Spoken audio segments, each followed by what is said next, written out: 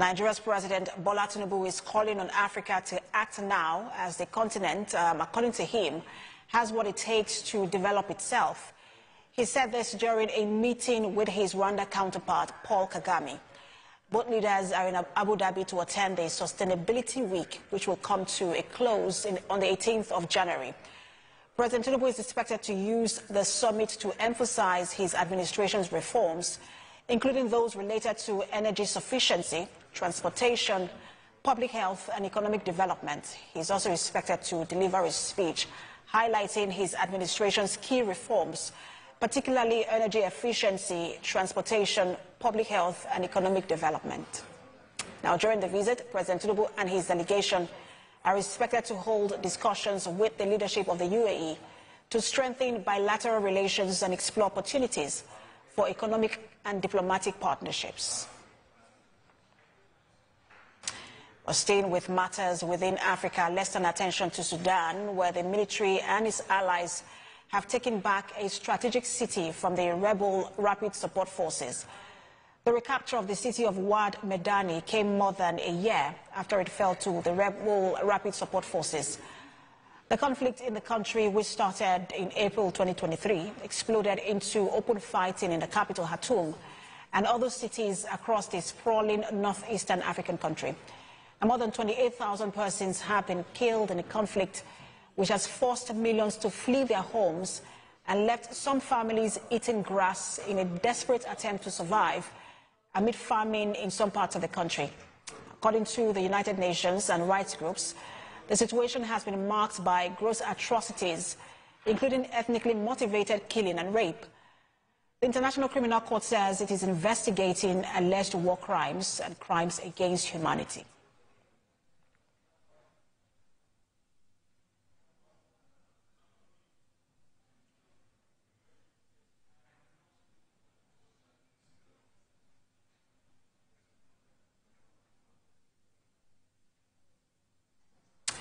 Now, for critical analysis of the ongoing talks in Abu Dhabi on Africa's development and the situation in Sudan, a professor of international law, David Awora, who joins me here in Lagos. He joins me virtually. Good to have you join us, Prof.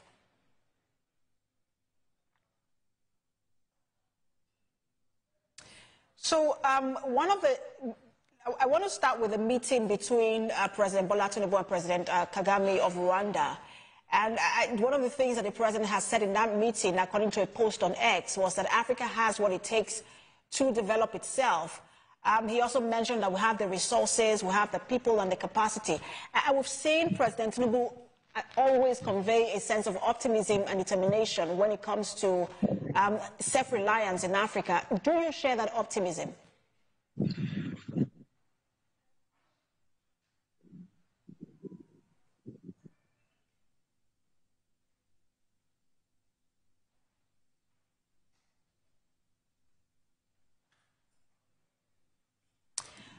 Prof, I just want to be sure that you can hear me. I was asking if you share the optimism that the president shares when he says that Africa has what it takes to develop itself. Of course, I share the optimism. It's very clear. Africa has all that is required to be among the most developed continents on Earth. In terms of natural resources, Africa has, them in abundance. In fact, there is no continent on planet Earth that has as much resources, mineral resources, and indeed human resources as Africa. So the president is right in his submission that Africa has all that is required to be among the most developed continents on Earth. Again, when we hear statements like this, one starts to wonder that what then is the challenge? Because, I mean, we know we have the resources, like the president said, we have the people. And then you hear this coming from presidents who, are entrusted with the leadership of the continent. And many have said, look, as much as we can blame the colonialists for what has been done to Africa, Africa has also been very complicit in its underdevelopment. And I just wanted you to speak to that as well. What is the challenge then? The challenge is how to harness these resources for the development of the continent. The resources have not been harnessed the way they should. Appropriate policies to make this happen have not been adopted. And we have had leaders who have also, been focused on just self-interest. So we have, lack of capacity, just to put it in a nutshell. Some are incompetent. They do not know the right policies to adopt. Others that have the capacity, whatever has been, achieved through it, has been channeled to, serve and those who are close to those who lead. And that has been the pain, of Africa's development. The inability to properly harness these resources for the common good. And of course, we have also had policies adopted, just to favor a section.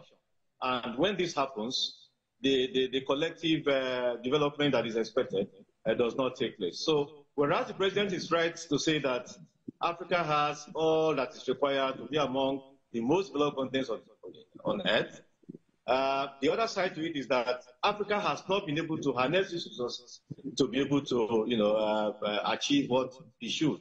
So it is still hope deferred, as scholars have described it. And the other statement made by the president, he said, according to the statement again released on X, was that Africa must look inwards to improve intra-African trade and collaboration that will benefit the African people and the continent. And he said that the time for Africa is now. But I want to stay on the inter-trade, between African countries. That speaks to Africa integration, which many would say that, look, is as big of a challenge than, as much as leadership is on the continent. We know that we have the AfCFTA. I don't know how much trade is happening on that platform. It's been so difficult to get Africa to integrate. And again, I want to ask you what the challenge is and why we're not seeing the African Union, help that integration happen. It is not so complicated to understand what the situation is. Intra-African trade in 2022 was 13.2%, a mere 13.2%. Intra-African trade in 2023 rose to 15%.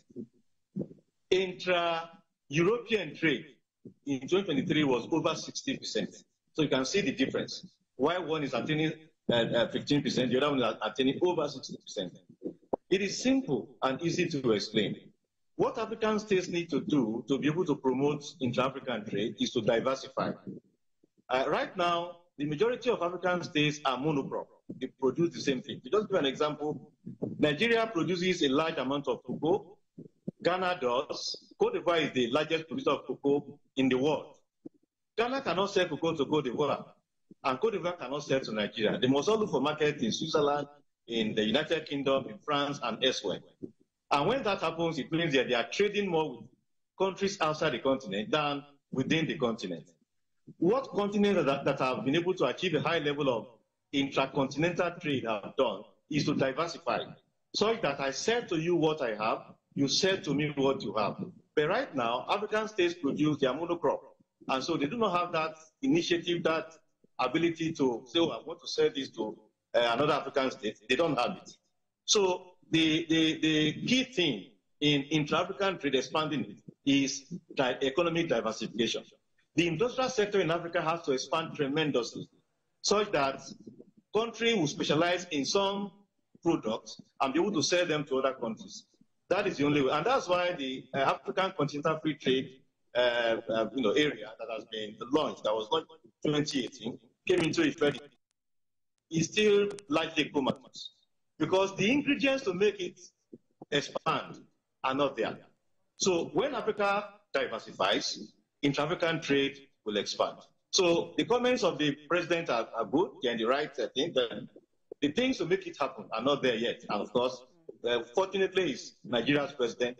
Nigeria is one of the major countries, leading countries in Africa, and so maybe it will assist us right from here and encourage other African countries to do the same, for us to be able to attain that high level of intra-African trade.